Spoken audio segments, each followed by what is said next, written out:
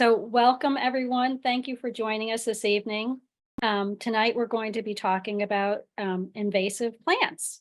And in particular, we're going to start our discussion with the Maryland Native Plant Coalition's Invasive Plant Survey.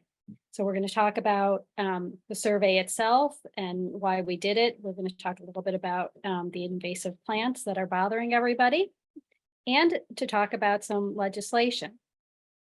So tonight we have Judy Fulton, who is with the Maryland Native Plant Society.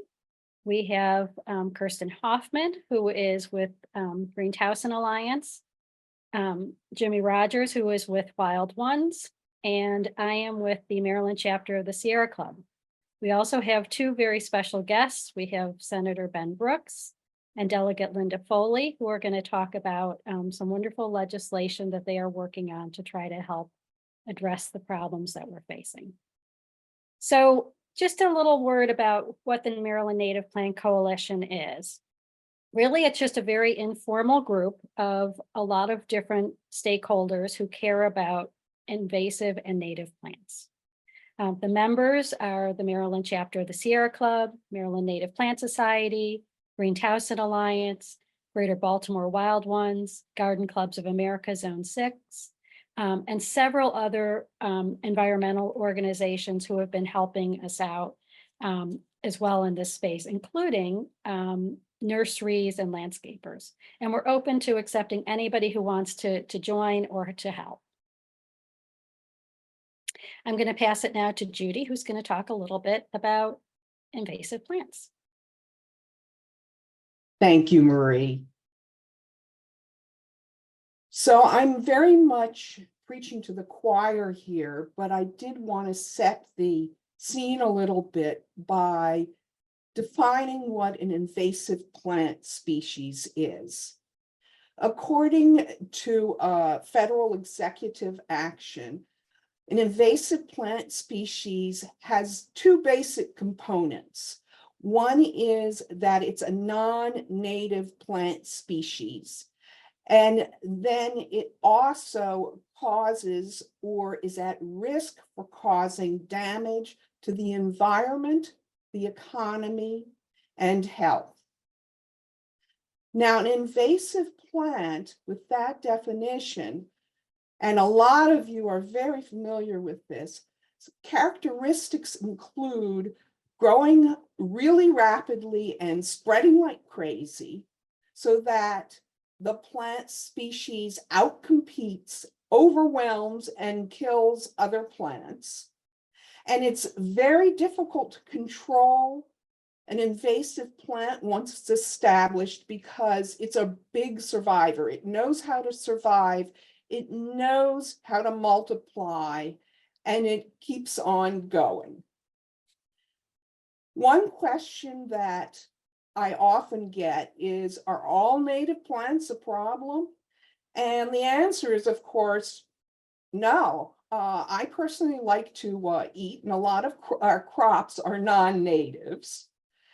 So there's a rough rule, a rule of thumb called the TENS rule, which says that if 1,000 species are imported, whether it's for landscaping or other purposes, 10% of them, so 100, may escape into natural areas. Of those, another 10% of those, or 10, will become established in natural areas.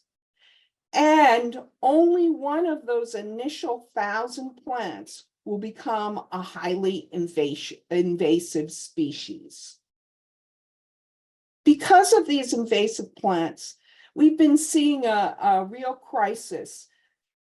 50 years ago, not so much of a problem. But as the decades have progressed, and especially starting around 2000, there's been more and more of a crisis. And I'm sure you've seen the huge population increases.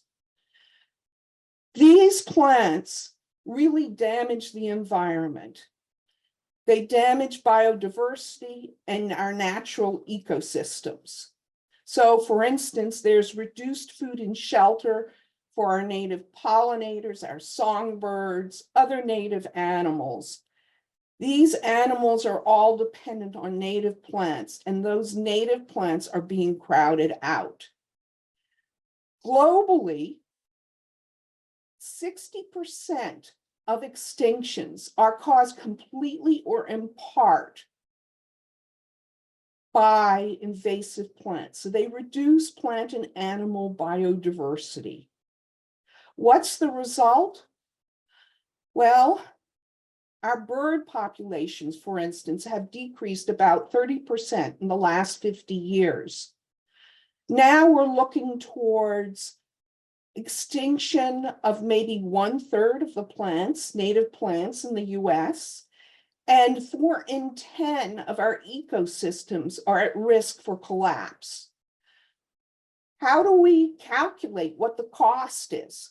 Well, we absolutely can't, because if this progresses, it's as bad as climate change.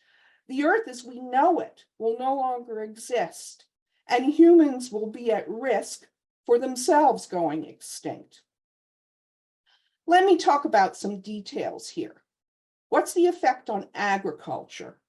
Well, studies have shown that crop yields drop, maybe by 12% or more. This results in higher food costs, and people have to pay more at the grocery store.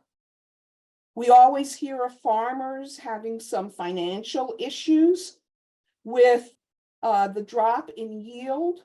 They can really have significant financial losses. They don't have that much room. And if you take a look at this particular plant here, this is a grass called Chinese fountain grass. There's a farmer in Virginia with 150 acres who has it, it's just covered with Chinese fountain grass. And he has said that he's going to need to sell off all his cattle and then spend 3 years getting rid of this invasive. The economy. Back in 2000, there was a paper that was written about the huge costs of invasive plants. And in the US, back a bit more than 20 years ago, it cost $34 billion, and that doesn't even include all the invasive plants. In today's dollars, that's over 60 billion. I was talking to someone at the Maryland Department of Natural Resources, and he said that since 2014, they've spent $1 million to try and control just one species in one location. It's the aquatic invasive hydrilla, and we're talking about Deep Creek Lake. So just that one plant was so expensive and only in one place. In Shenandoah National Park, which has about 200,000 acres, the annual budget is $20 million, of which 85% goes to fixed expenses. But they've determined that it will cost $27 million extra to address the current invasive plant situation. That's, of course, way more than the annual budget.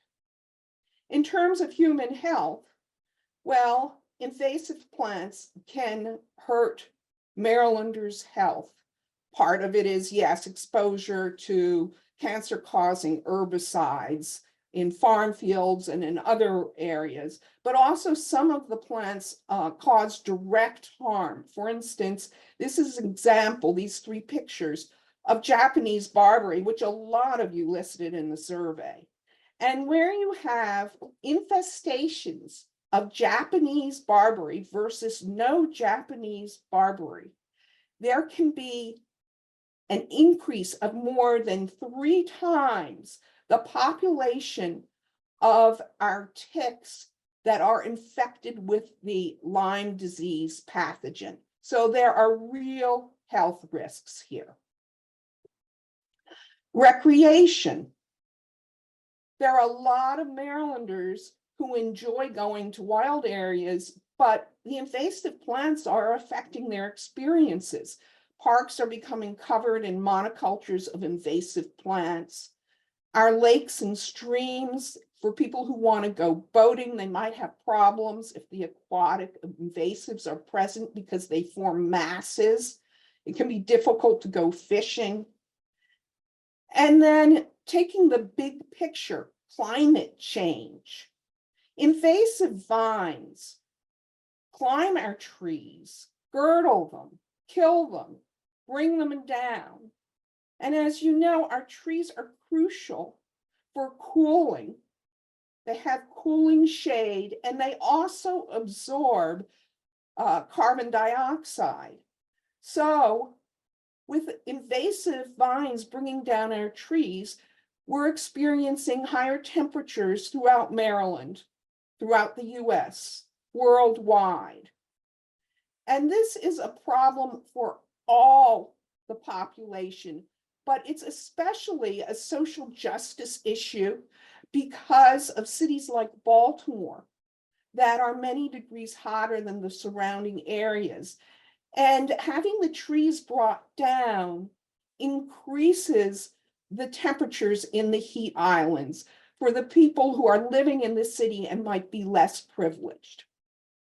So many of you participated in the survey that we sent out. And the reason that we did the survey was really to get a greater understanding from across the state what the most problematic species were. We also wanted to get a better understanding of, by geography, which areas were affected more by different plants. Maryland is a very small state, but it's also a very diverse state from growing conditions. Western Maryland is very different from Eastern Maryland. And we also wanted to look at what plants were problematic for people and what were already covered by existing Maryland law. So who participated in the survey? So first of all, I want to say we really only thought when we sent it out that we'd get maybe 200 or 300 participants, which we would have thought was very successful. Much to our surprise, we actually had 1,417 responses in just a few weeks. Amazingly, the responses actually correspond pretty closely with our state populations. So, if you're looking at Central Maryland, which was the biggest area that responded, we had about 47% of people in the survey who were from Central Maryland, which is about 44% of the population. Now, we didn't tell you exactly what counties those were, and we did have a few people who weren't sure if they were, for example, in Howard County, if that was considered central or DC Metro, et cetera. But I think most people kind of put themselves in the appropriate bucket. So if we look at DC Capitol, that was the other area that was also a very strong response area. So we had about 28% of the responses from that area. It actually is about, as the state defines it, about 37% of the population. So it was a little bit underrepresented there, but we had very strong responses from, Eastern Shore, Western Maryland, Southern Maryland, et cetera, all again, representative of their population. And then the next question is, who are the people that responded? So we had a very strong response from people like me who are home gardeners. I have no expertise except that I've been digging in the soil for about 30 or 40 years and learning as I went. We also had a number of people who were master gardeners and naturalists like Kirsten. We had weed warriors, like some of the people who were in the chat earlier. We had educators, landscape professionals, invasive plant professionals like Judy. We had some agricultural workers and farmers. We had foresters. We even had some beekeepers and, some other groups. But we really had some very different people who responded. And this is what people had to say. One of the strongest comments was, "It's very hard to pick only 25. I can't begin to estimate the time and energy that I spend trying to remove these plants from my property. I will never get rid of many of them, and I just try to keep them in check. If only they had been prohibited sooner so they hadn't become so widespread." It would be awesome if they stopped selling all the tier 2 invasives and there were a large campaign to educate homeowners who have these in their landscape. Please include aquatic plants. Lots and lots of vines are strangling everything in my yard and I can't keep up. I use Roundup, which I hate to do, but I still can't keep them under control. English ivy, how is this still legally sold? And lastly, we need to greatly expand the list of plants on the do not sell list. For all of you who did comments, and there were hundreds, we agree with you and the hundreds of similar comments and feel the same way. I'm now going to turn it over to Kirsten, who's going to talk a little bit more about the details. Thank you, Marie. And thanks everyone for joining us this evening. And a special thank you to everyone who completed our survey. The information you provided has been very valuable to our efforts here, and I would like to share some of the results with you. So we asked the survey respondents to list their top 25 most problematic invasive plants. And as Marie showed, this was a hard task for many of you since there are so many invasives you're dealing with. So in writing the survey, we did decide not to include the 6 plants that are currently banned from sale in Maryland. And those are the 6 tier 1 plants that are shown on your screen right now. Some of these plants, especially the lesser celandine that's on that list, were mentioned in the comments section as plants you were dealing with. But because they're already banned from sale, we didn't include them. So to take a look at the data now, we looked at our data 2 ways. First as a statewide, and then we also looked by region. So on the statewide total, our top vote getter, which is probably no surprise to anyone, is English ivy, followed by Japanese stiltgrass, tree of heaven, multiflora rose, and then garlic mustard fills out the top 5. So looking at these top 5 invasives, they are interestingly equally distributed across plant types. We have a vine, a grass, a tree, a shrub, and an herbaceous plant. Many comments in our survey were about invasive vines taking over our forest. And as Judy mentioned, vines are so damaging to our trees, even our mature trees, and the vines can smother and kill the trees. Vines also blanket the forest floor and stopping germination and the ability of forests to regenerate. Of the top 15 invasives here, 6 of those species are vines: English ivy, Japanese honeysuckle, porcelain berry, mile a minute weed, Asian bittersweet, and kudzu. So when we look at this list, we thought there were a few species missing. And one of the ones that really stood out that's not on this top 15 was bamboo. We saw several comments of people that were dealing with bamboo, but they weren't sure which species of bamboo they had. We had listed 3 different bamboo species to choose from in our survey. So this gave us an idea to try another approach to our statewide results, and we're calling this the genera roll-up. So where there are multiple invasive species in one genus, we combine them together, and that is where you see the blue line on the screen. That was the roll-up. The red line is still the single species. So the results change a bit when we did this. By putting the Japanese and common barberry together into the berberis category, it now takes over first place at just edging out English ivy. We also see the privets appear, which was a combination of border privet, Chinese privet, and European privet. The wisterias make the list, which was Japanese and Chinese wisteria. And now we see the bamboos, which was actually 3 species: golden bamboo, yellow groove bamboo, and bisset bamboo. And bamboo moves into the top 15 at 10th place. So Maryland is a diverse state. We have regions from the coastal plain to the Piedmont to the mountain areas in the west.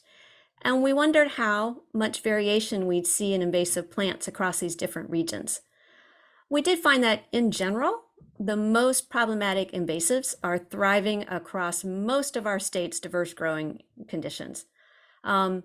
We keep seeing the same plants in the different regions. They often appear in slightly different orders. So we'll go through quickly, but let's take a look at the regions and how the regional results came in. So we'll start with Central Maryland. Central Maryland had the most responses in our survey at about 47% of respondents. So this graph makes sense, pretty closely follows the state graph as a whole.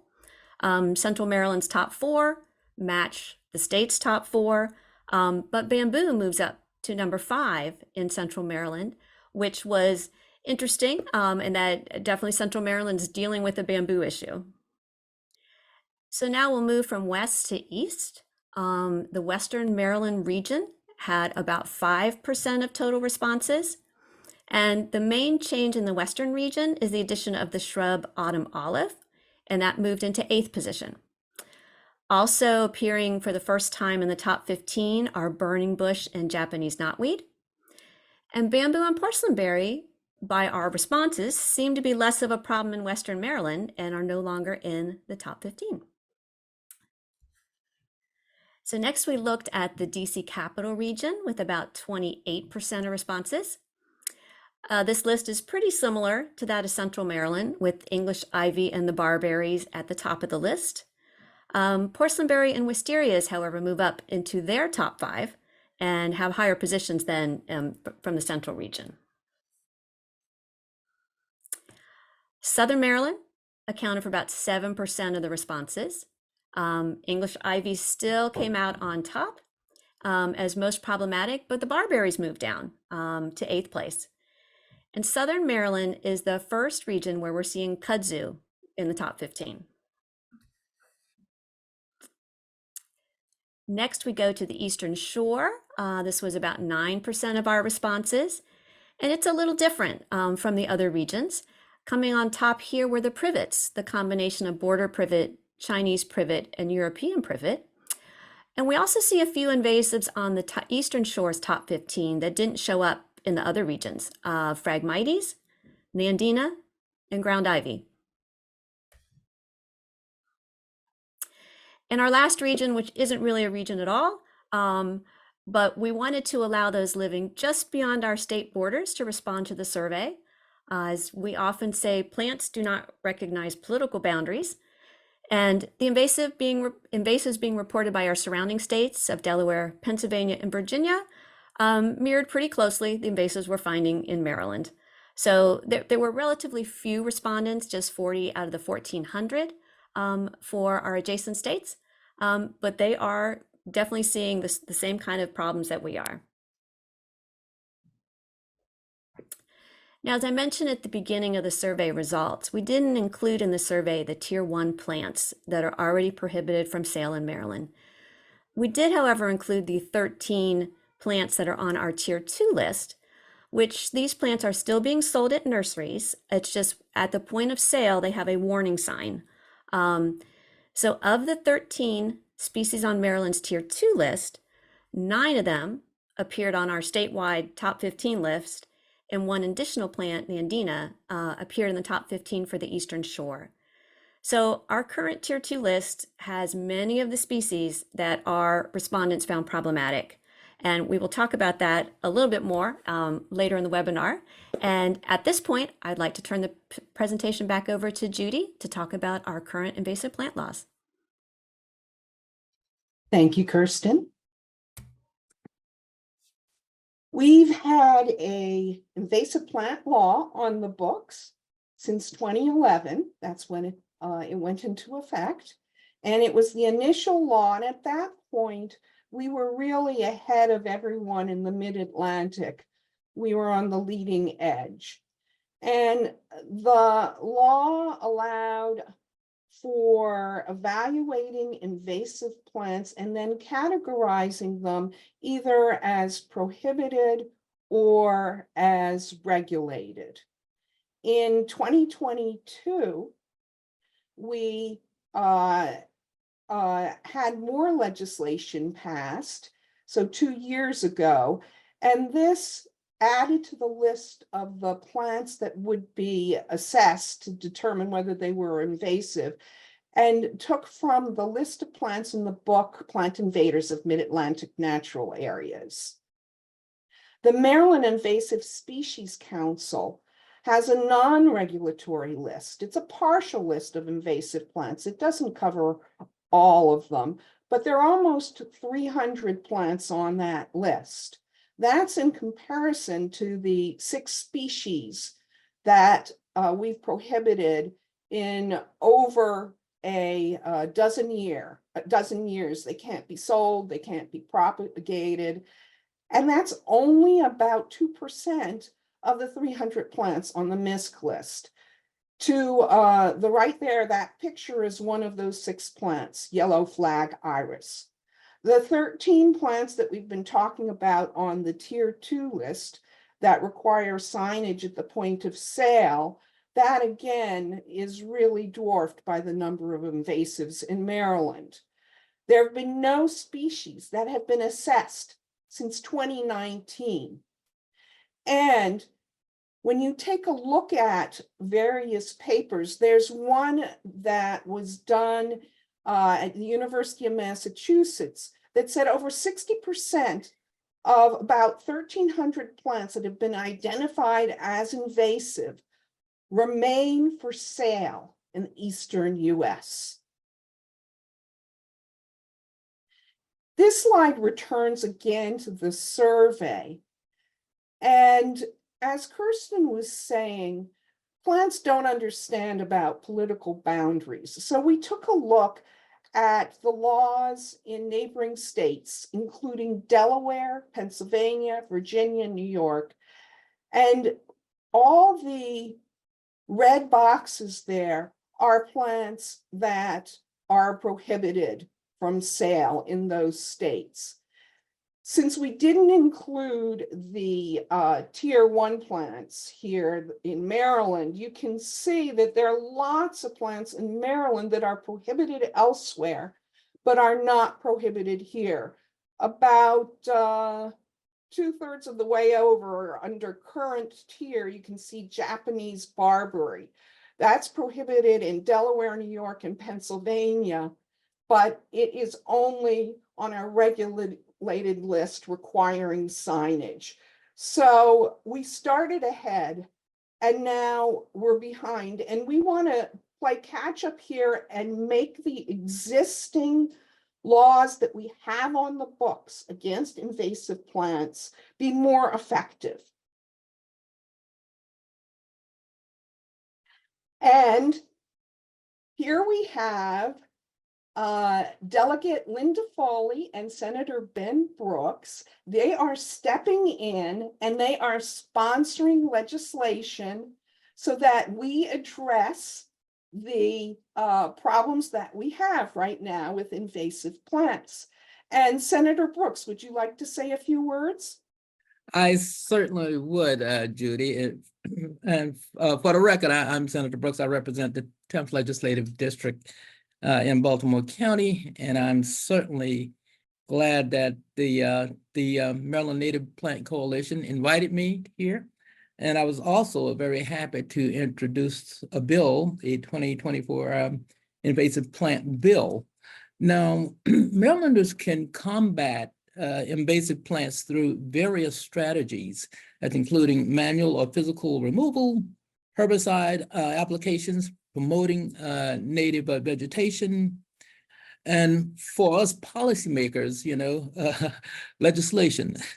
Yeah. Additionally, public awareness campaigns and community engagement plays an important role in preventing the spread of invasive species here in Maryland. Yeah. This bill complements a bill that I introduced last year and thankfully got passed. And it was Senate Bill 836, Maryland Native Plant Program. And the purpose of that bill was to encourage and promote the sale of plants native to Maryland. And here again, that in itself, the purpose again was to help educate people about not only the benefits, but how great it would be to just try to continue to promote plants that are native to the state and make people aware of how harmful these invasive plants can be. So, yeah, but I'm certainly happy about introducing this bill with my cross-filing with Delegate Foley. And we definitely are going to continue to do what we need to do to try to make sure we can, if we can, eliminate all of these invasive plants out of our lovely state. Thank you. Thank you, Senator Brooks. And Delegate Foley, you have been so much an advocate for this legislation, a really, I think, very forward-looking in proposing that we make the existing legislation on the books more effective. Would you like to say some words? Yes, thank you, Judy, and thank you to the Invasive Plant Coalition for inviting us to come on here, and to the Sierra Club for sponsoring this webinar. Yes, and I want to give a big shout out to my cross-filer, Senator Brooks. He's a champion of, as he said, native plants and our environment in general here in the state of Maryland. And he's done a lot to make sure that our state remains as beautiful as it is, and that we can enjoy it for years to come. So I'm so thrilled to be able to partner with him on this legislation. I got into this because, well, I do serve on the Environment Committee in the House, but last year I introduced a bill and tried to ban running bamboo because I come from Montgomery County. Should have said I represent District 15 in Montgomery County. That's the western part of Montgomery County. I introduced a bill to, or I tried to introduce a bill to ban bamboo, and found out that I actually couldn't do it under the rules and regiments of the current law, because, as has been pointed out, it's already on the Tier 2 list of invasive species, which means that it isn't banned. So I ended up passing legislation that enabled local jurisdictions to ban it, but I thought that that was kind of crazy that we had the law the way that we have, and we only have 6 plants in the years since the law was enacted that have actually been banned, even though we know that there are many, many more invasive species, and actually acknowledge that in our law by having this Tier 2 designation that just requires signage at point of sale. So in working with Senator Brooks and the advocates in this area, we came up with I think, a great piece of legislation to try to really put Maryland, as Judy said, as a leader again in this area. So I know that later, some of the slides later on talk about what the legislation does, but I'm just going to go over it very briefly. So we want to prohibit all harmful invasive species from being sold here in Maryland. And we're going to get rid of the bill gets rid of the 2-tier system, and we just have 1 tier, and that is banned. We're going to also include aquatic species. The Maryland law currently, as written, much to my surprise, did not include aquatic species, only terrestrial plants on the list. We're going to change the status assessment protocol to make it more efficient, more professional, more thorough. As Judy mentioned, we've only had, I think you mentioned this, that we really haven't had any plants banned since 2019. We haven't had any plants assessed since 2019.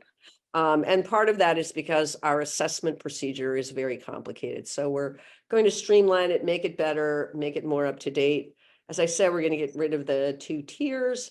And then finally, we hope to be able to provide the Maryland Department of Agriculture and the Department of Natural Resources, which have dual responsibility for regulating, banning, and policing invasive species in our state. We hope to provide them with the resources they need to be able to do this. And it's quite exciting to be working on this, because I think Senator Brooks and I work on environmental legislation, but oftentimes we forget that biodiversity and that our biosphere is also threatened. And, you know, climate change exacerbates invasive species, and invasive species, as has been pointed out, exacerbates climate change. So it's really important. This is a really important initiative, and you know, we're going to do our best to get it passed this year. So thank you, and thank you for putting on this program tonight. Well, thank you very much, Delegate Foley. I think you summarized the bill wonderfully. And I'm just going to touch on this slide because Delegate Foley really covered a majority of the information here.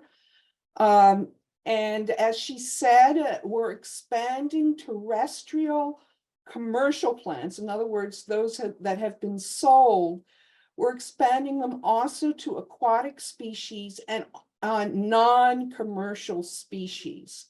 Now, one reason to expand them to non-commercial species is that with the internet, actually, there are a lot of plants we just don't understand why they would still be sold, but Marylanders can get them on the internet. And if Marylanders can get them on the internet, then our nurseries here might decide to sell them at any point. I know it might be hard to believe, but there are actually people selling Tree of Heaven in nurseries in different states. And they're cultivars, not that this is still sold, but they're cultivars of lesser celandine. So pretty much everywhere. There's somewhere in the US, these plants are being sold. And that's one of the reasons why we decided they should be part of this bill. It also provides education, and there's more likely to get funding to control something like Japanese stiltgrass if it's on the prohibited list. As Delegate Foley said, we want to bring Maryland more in line with other states, and we certainly don't want them yelling at us because they've prohibited plants that we haven't, and they're getting rid of them, and our plants are going over the boundaries and causing problems there. And as I've said, this is really meant to help biodiversity and climate at the state level.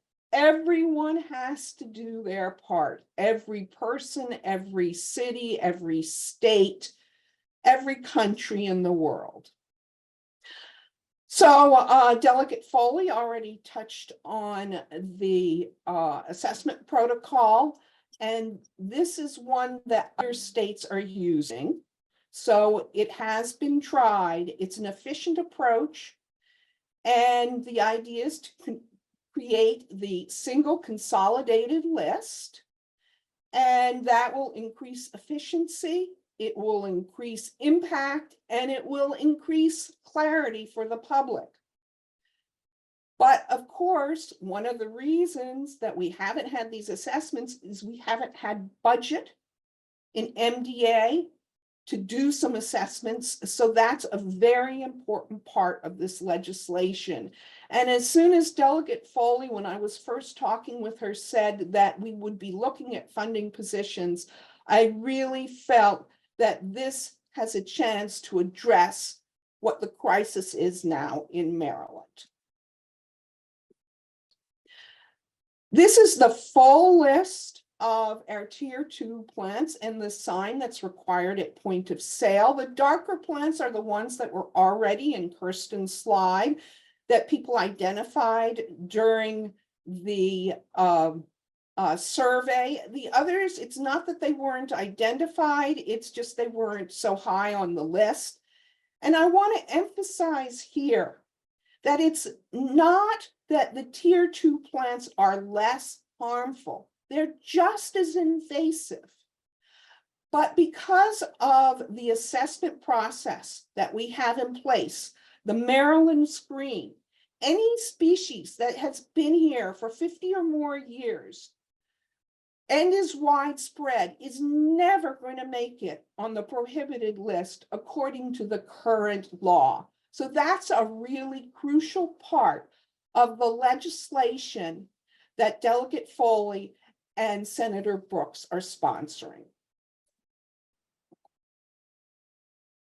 So maybe now at this point you're saying, I love this legislation. What can I do to help make it happen? So first of all, in order to get legislation passed, you not only need wonderful sponsors and you need to have legislation that has been very well written, but you really need to have all the other representatives aware of your bill and support it. And just to give some perspective, these folks typically see about 3,000 different bills every legislative session. They have 90 days to get these bills through committee to a floor vote and to be voted on, and then get to the governor's signature. So as you can imagine, there's a great deal of competition out there for issues that are important to many different people. So we need to do what we can to try to make sure that our representatives throughout the state are aware of this bill. One of the things you can do if you don't know who your representatives are is you can look them up at mdelect.net. When you get to that site, you just put in your address and it will tell you who your representatives are. The best thing you can do is to contact your state senator and delegate. Ideally with a phone call or a personal email of why this bill matters to you. The other thing we really need is we need this really to expand and have a lot of people talk about it. You need to share this bill with friends and colleagues who know about plants or who are interested in the subject. If you happen to be involved with another organization, let's say a garden club or a bird watching group or anything to do with wildlife, or just a person who cares, your neighborhood community, share it the best way that you can with those people. The other thing you can do is you can submit a video to us so you can share your experiences with invasives in your area. And we have a link here. Jimmy can put that into the chat, and I will put the MD elect in the chat if he hasn't done so already. So we really need your support to try to get our delegates and state senators to be aware of this bill and to support it when it's in committee and when it's on the floor. If you want to reach out to any of us, these are our contact information, and we're happy to help with any questions you have. And now we're here to answer your questions. Delegate Foley, I see that you have your hand up. Yes, thank you, Judy. I just wanted to address an issue a question I saw in the chat. We don't have the bill out of bill drafting yet. It's been put in to the bill drafting. It has what's called an LR number that doesn't mean anything to the public. It's just a way of us to track it internally. We do expect to get the bill out of the bill drafting office within the next week, so that we can get it in plenty of time, but we certainly will share it with the advocates, and then they can put the bill number on the website. This is from Susan J. How strong is the nursery industry lobbying effort going to be against this bill?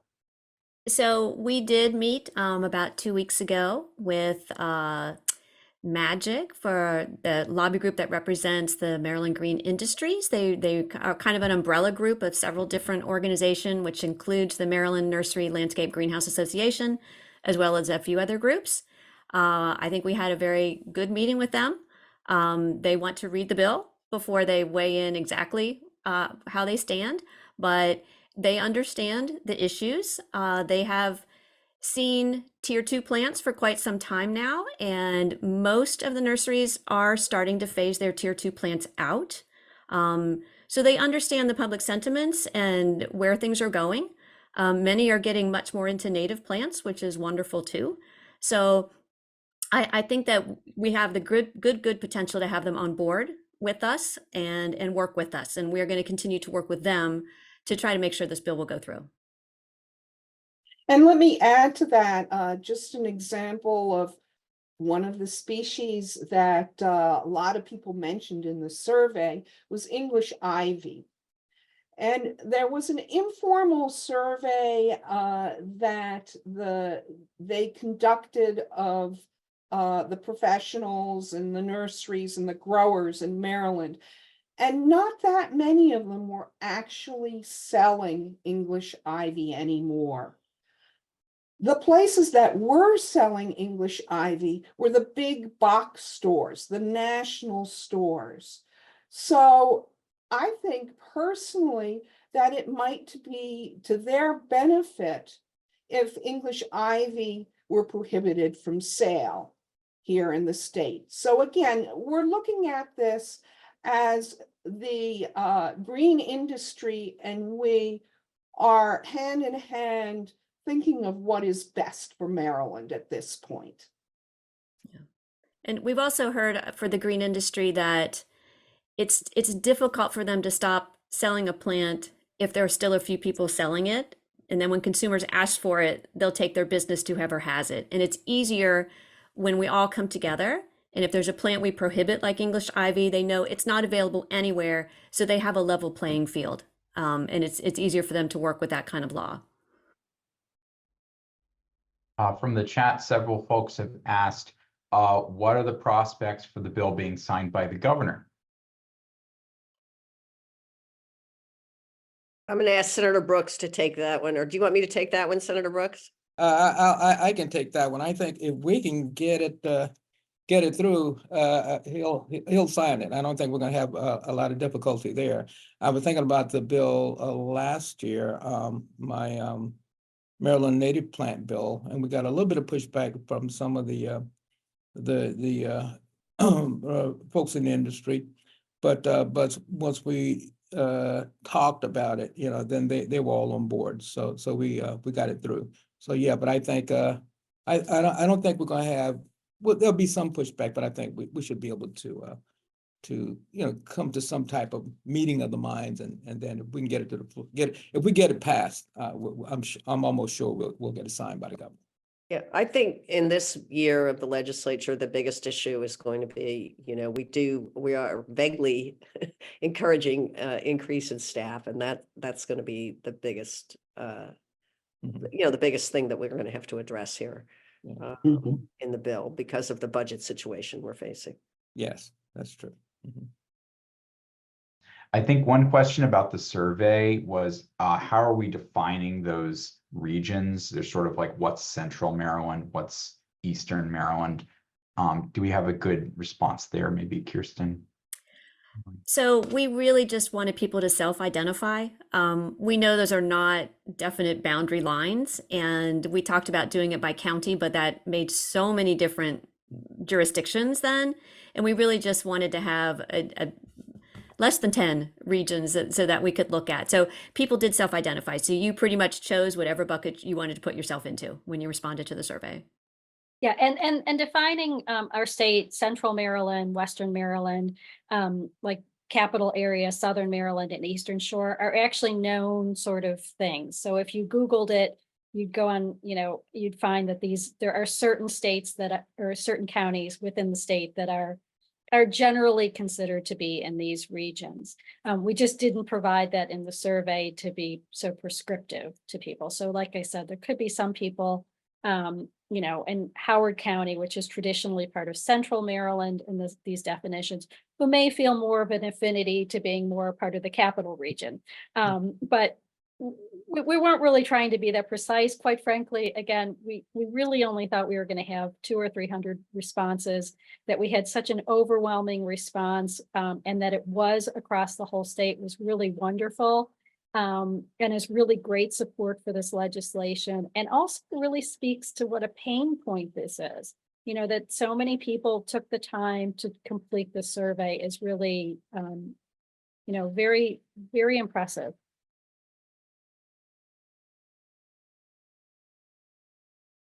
And Maria, I can definitely say that's at Western Maryland. That's going to be Washington and in Garrett counties. That's out west. Yes, yeah. Pretty much anything past Frederick when you're going Right. along that little band. Exactly. Yeah. Yes. Yeah, and I also wanted to mention, Peggy, I put a response in the chat. So you wanted to know about planting near highways. There is actually separate legislation that Sierra Club is also supporting. It's called HB 22 and SB 178. And it is to require the State Highway Administration to plant natives along the highways, which would reduce maintenance costs. It would be a wonderful habitat for our wildlife. And it would also beautify our state, seeing all these beautiful native plants instead of just, turf grass. Yeah. So Maria, is that what we call nativars? And Judy, I was happy to hear you talk about cultivars. So I got a lesson in that last year, so. I see there are also some questions in the Q&A. And there's one from Marnie Bruce saying, would wholesale companies out of state be able to mail a band plant to a buyer in Maryland? And the answer is, I believe that strictly speaking, that would not be allowed. It would really depend on how the regulations would be written. But the issue right now is to police the internet can take a lot of work.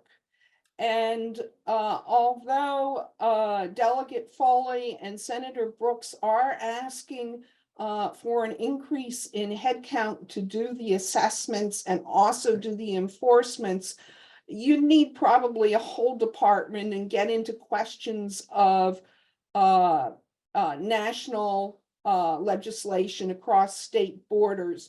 So what we decided to do on that is to kick the can down the road there, get some good improvements in, and look at how enforcement from out of state could be handled in the future.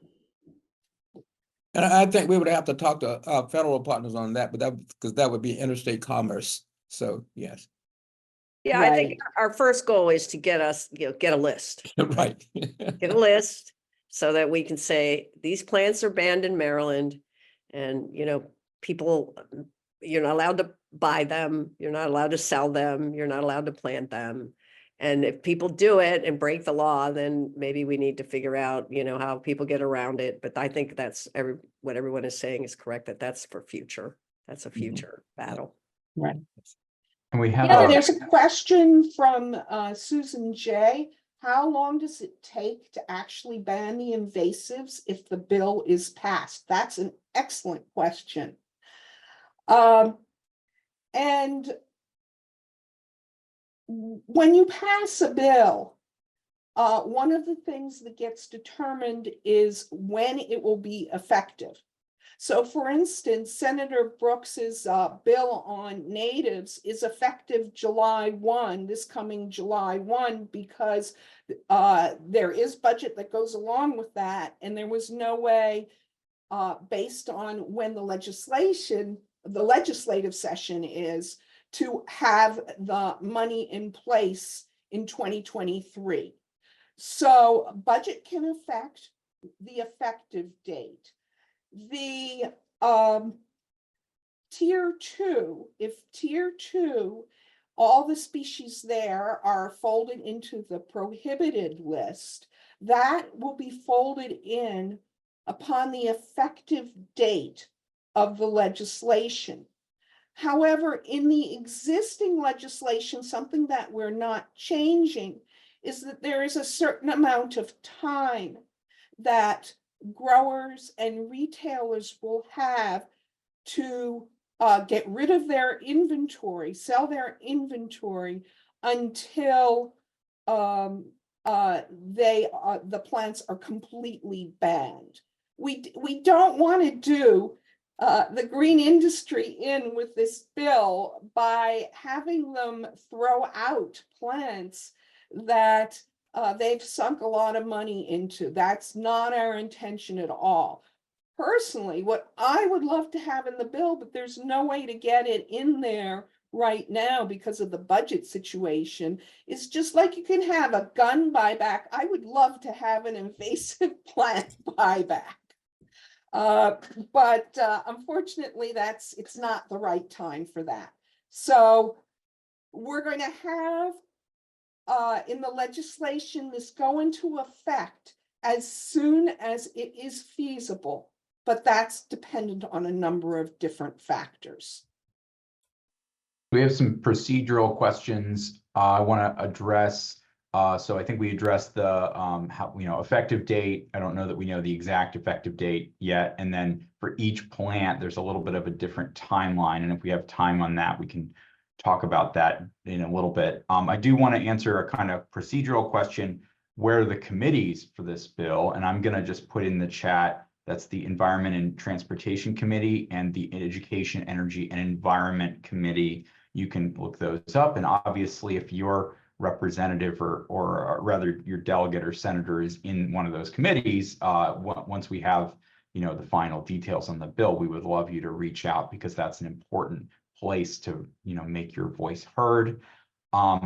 Additionally, I posted in the chat for those interested, or you can find it on the first post on our Facebook page. There's an FAQ page, document, which has a lot of detail, but there's also a fact sheet. Some folks are asking for a printable handout. Right now, that's the easiest thing for us to offer is that fact sheet. I think it's a 2-sider. And once we have final bill language, once we have all that, we are going to be working on a letter that's a template to help you send out to your representatives. We're going to be perhaps putting together some other documents such as a press release. And of course, we are going to, of course, make you aware once we know. We'll make sure you know. Following that Facebook page is the easiest way to see when we have updates, and we will try to get that message out across different groups as well. So that's really just our jumping off point. Our partners with the Sierra Club, for instance, have a big megaphone, and we're hoping they'll help us get to other folks as well. But that's our kind of current marketing step we're planning. And Delegate Foley and Senator Brooks, can you please say a word about the legislative process, just so people know when they need to be chiming in? First the committee and then the entire chamber. And Yes, I certainly can. First, once we get the bill, we got the first, second, and third reading. And after that, the bill's got to pass both chambers in the same posture. But before we get there, it's got to come out of committee. It goes to, after the first reading, it goes to committee. And then we'll debate the bill. The person that's introducing the bill will go ahead and introduce the bill, and then we'll come back and we'll after that reading, if there are any changes or whatnot first it goes to committee. If there are any changes and whatnot in the committee, it'll be debated, and once it comes out of committee, it comes to the floor, and from that, there can be amendments on the floor. And then once it comes up for the third reading, then it could either go up or down. So, yeah, but it's got to be in the same posture in both these House and the Senate. And if it's not, then it has to be reconciled. So Right, then one version exactly. passes in the House, one version has to be reconciled. Right. thank you. Other questions? I apologize, but I really need to jump off because I have to take another call. But I want to thank you again for doing this. And, I'm hoping that we get the bill in the next couple of days so that we have a bill number to give you. And I look forward to working with all of you to make sure that we pass this important legislation. Thank you for joining us, Delegate Foley. I see Carol asked about the Federated Garden Club. We have been working with Merity from the Garden Clubs of America, but we don't have a contact within Federated directly that we've been working with as much. So if there is a statewide person, or if it's better to work by individual garden clubs, please feel free to reach out to me. I'll put my email in the chat and we'll try to coordinate.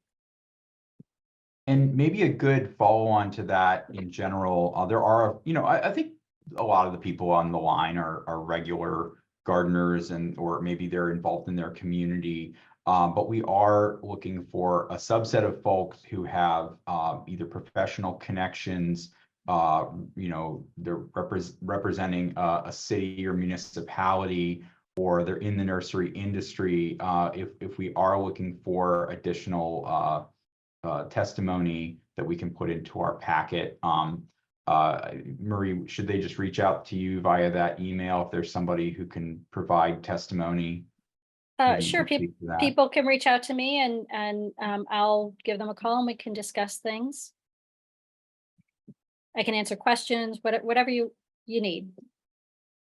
Our jobs here right now at this point are really trying to answer questions for people, line up support, so whatever information you need. I wanted to go to one of the other questions in the Q&A. So from Anonymous, if an invasive plant is already in a homeowner's garden, should a homeowner be required to remove it? It can spread from there, especially if the property is near a natural area. So our current and proposed legislation, neither of which require somebody to remove it, with the exception of the bamboo bill, which was passed, which allows counties to require that to be done. So it doesn't go into their neighbor's property. But in general, if you have an invasive plant and it's on your property, you are not required to remove it. But this would prevent future sales of these invasive plants. And Marie or others, John Garofalo is asking, what's the plan for education and outreach after the bill is passed? I'm not sure if that would be to people to not buy them, or to nurseries to change their management. I mean, really in the big picture, the education and outreach comes from all of us that are informed. And we need to be talking to all of our neighbors and all of our friends, because this is like something that's got to spread from person to person. There are many educational groups that are active now, and we are trying to partner with as many of them as we can. The legislation does not have a follow-on in that sense. It does not have that kind of educational component. Our native plant bill last year did. It's much more educational in its focus, to really think about how to get the word out about what plants are native to Maryland. But this one, we need all of your help to do that, to follow the legislation, to follow what plants are banned, and really to get out, talk to your neighbors, talk to your friends about the dangers of these plants, and really help them understand. We had another question from anonymous attendee. It says, I've never seen the tier 2 notifications in nurseries. How are they held accountable? So that's actually one of the challenges that we've felt. So even under good intentions, I would say for nurseries, it's a little bit problematic with the signage. First of all, several nurseries that I've been in, they do have signage, but sometimes the plants get moved. You have employees who don't realize that the sign has to go with it. Sometimes the sign gets knocked down and it's on the ground, or it's in the vicinity.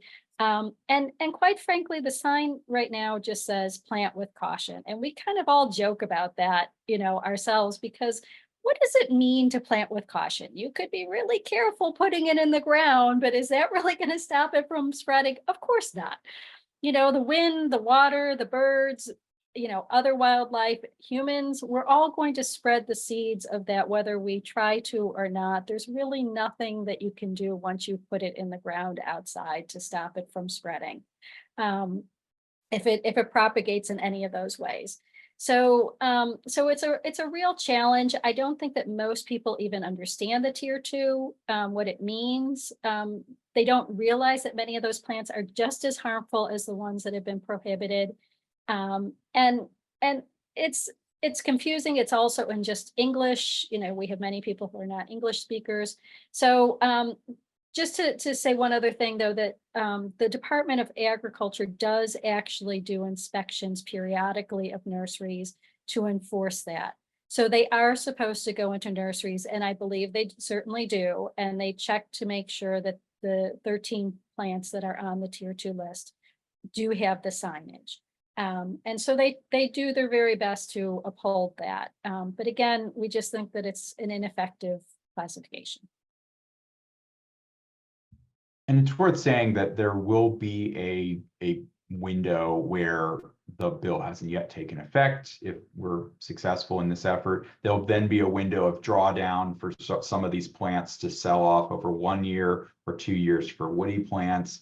And then there will be additional listing and moving to the prohibited list for new plants, and those will then need to go through their cycle. And so this is not going to be a rapid process for every plant. But on the other side of that, I think if we know, and if you're educated enough to say, this is on the prohibited list, it's been on there for the requisite amount of time, and I'm still seeing this at a nursery, that does become a regulatory issue. And it would be very valid to reach out to your state authorities and say, hey, this person's breaking the law by selling this plant, because that ultimately, as Marie kind of pointed out, like there just aren't a lot of people in the regulatory side just roaming every nursery to make sure everybody's doing everything right. And it can be a citizen supported effort to say, hey, we need to, make sure people follow the law. So that's ultimately something we will be able to do, I think, as organized groups down the road once these have taken effect, and we can say, hey, this wall of Nandina needs to go, that kind of thing. And I think we can look forward to that. But we do need to be, I guess, aware and respectful of the process that we're trying to set up here, rather than just, trying to cause a big ruckus. And one thing, that I always think too in these situations, a lot of times people just aren't aware. So if you do see that a nursery is selling something that they shouldn't, the first thing to do is to ask to speak to the manager and very nicely explain, what the issue is or concern that you have. First go to them, and then, it can be something that's escalated if you feel that it's intentional or that they're disregarding it. But, assume that somebody is not trying to harm. And Susan asked, does nursery include Home Depot and Lowe's? And it sure does.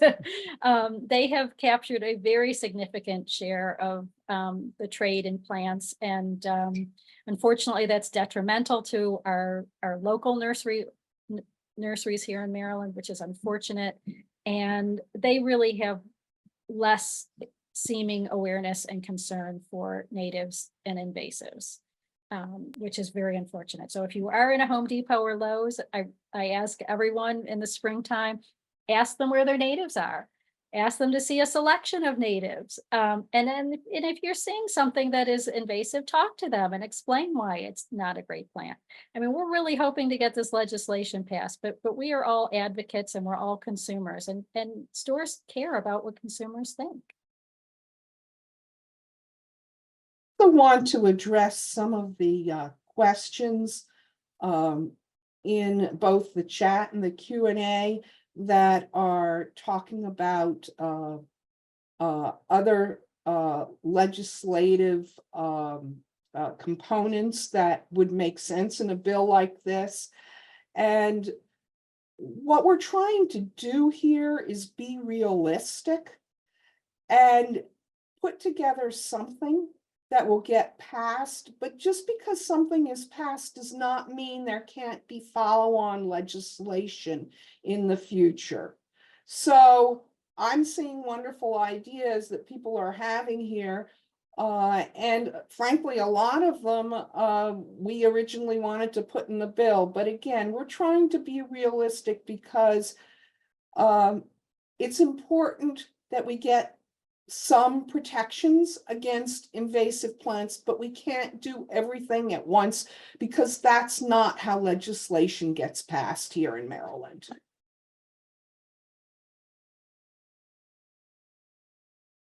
One caveat to what Marie said a minute ago about speaking to nurseries, just something that may not occur to everyone here, but be sure you're not harassing nursery staff who usually do not have any buying decision-making power, may agree with you and may not be able to do anything, or may not be well informed, but frankly get a lot of the front line flack about this topic, and it can really color their experience with native gardeners. I've met nursery workers before who genuinely just think of the native gardening community as very offensive because of the interactions they've had. So make sure that you remember everybody is doing what they think is right in their position. And it's really, in many companies, it's really just a few people at the top that are keeping things the way they are. And I know that's not the case for every nursery, and some nurseries are doing great things to move forward, but it is something to be aware of, just so we're not alienating people unnecessarily who could be right there with us. So something to think about. So are there any other questions that we missed, Jimmy? I'll be honest, there's a variety of questions that are asking questions about, like, how do I deal with this terrible invasive problem I have? And I felt like we might not have the bandwidth tonight to go over those kinds of things. I think we can definitely point folks though to if you're in some part of Maryland, there's a growing number of Wild Ones chapters where the native gardeners there would be very happy to speak with you on that and join them in their conversations. And I know that I can speak for myself as a moderator of the Maryland Area Gardening for the Environmentally Conscious. I know that's a long name, but those kinds of questions are great on Facebook for our group. I can maybe post a link there. It's a good resource and jumping off point. A lot of times people can find their local community through that as well. So I just kind of wanted to address that because there are a lot of those, and I don't know if we're going to talk about how to remove Phragmites in this call. Well, Judy might be able to take on a couple of them. Yeah, if you want to go for it, Judy. So the 2022 law did reference plant invaders of mid-Atlantic natural areas. And there's a lot of questions that can be answered by looking at that. You can get a hard copy. It looks like this. You can get a hard copy of that, or you can also go to the link in the that's online. I will after I finish talking here, put that into the chat. In addition, this book has references and online you can look at those references. They're not actually in the hard copy. And there's some sources that are very useful, and those can be looked at to see how to deal with some of these plants. Also, if you do a search, often a university extension service will address issues with particular species. We've got some University of Maryland extension. We have some information there, but for instance, Penn State and other states have many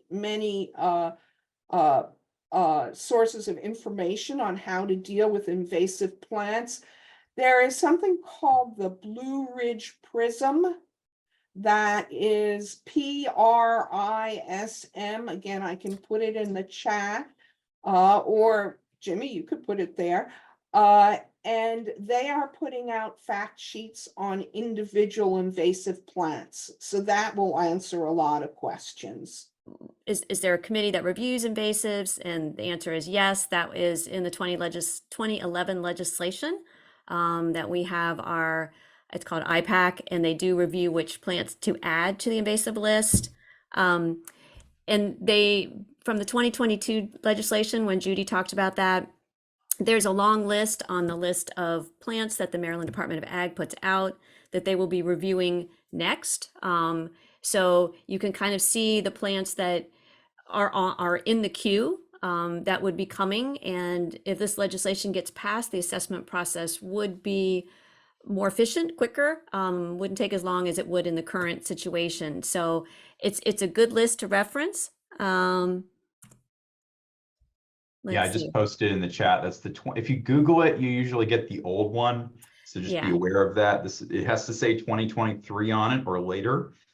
But that is the list of the 6 tier 1s, all the tier 2s, and then that ready for next assessment. And really your best buddies that you're thinking of when you think about invasive species are pretty much well represented on that extended list. And that would be our first go at adding new plants to prohibited after this bill goes live. Right. I just put in the chat probably the best link for the book that I held up. It is in the chat, but it is invasive.org/Mid-Atlantic/field guide. No spaces, no hyphens. And that will take you directly to it and the full list of sources and references there. Is IPAC currently non-functional when it comes to reviewing tier 2 plants? This is Nancy Gladden. And the answer is it's perfectly functional, but there hasn't been anyone who has been doing the assessments. IPAC doesn't do the assessments. The assessments are done and then turned over to IPAC. And since no assessments have been done since 2019, they haven't had to deal with the IPAC hasn't dealt with any. And again, to underline the reasons for that, there hasn't been budget to pay people to hire staff to do the assessments. And the assessment protocol itself is extremely time consuming.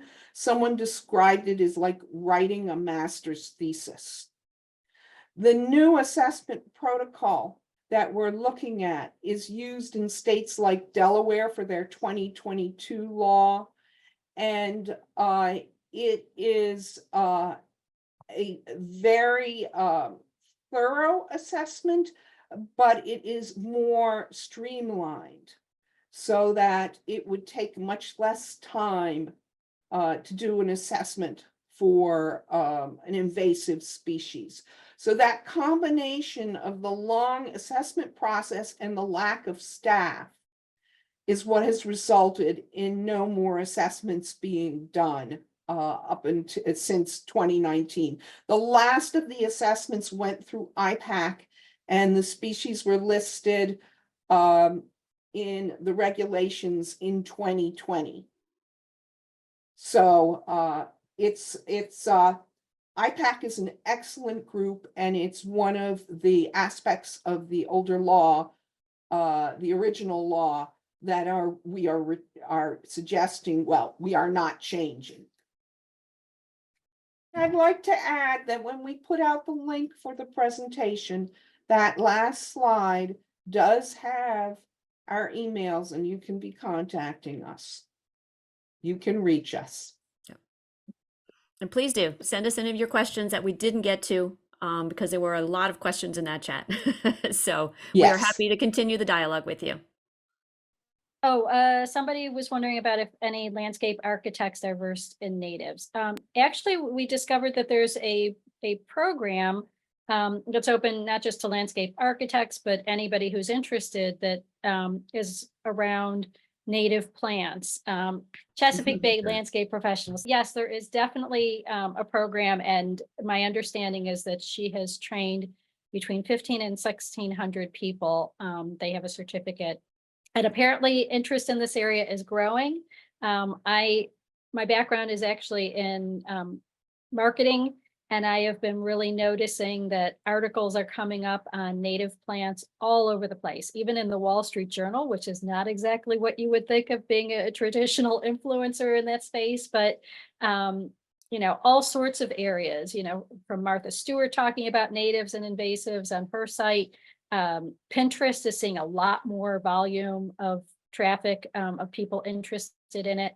Doug Tallamy has cited other studies that have shown tremendous increase in the number of people who are interested in buying native plants. I forget the percentage, but I know that it's more than 25%. I want to say about 30% of people, I believe, have bought a native plant in the last year. So there's a lot more awareness out there from people, and it's really growing since the last time the survey was done. It's grown significantly in the last few years. So word is getting out. You all are being interested in it. It's wonderful. Share with your friends and people you know. You know, that's really the way that we're going to affect change. And for people who are looking at where to buy native plants, there is a partial list, which is a pretty good list on the Maryland Native Plant Society website. And you can reach that at mdflora.org. Nurseries. Yeah, I believe somebody's already put that in there, but thank you, Jimmy. Okay. All right, I think it's a wrap, but we really appreciate your engagement and you hanging on, you know, for your questions. And as I said, if you have any questions that were not answered, feel free to email me or anybody else in the group, and we'll be happy to talk to you about whatever's on your mind with native or invasive plants. So thank you again for your time, and let's support this legislation and have a wonderful evening, everyone. All right. Yes, thank you very much. everybody. Thank you, All right, everybody. bye-bye. Thank you for coming.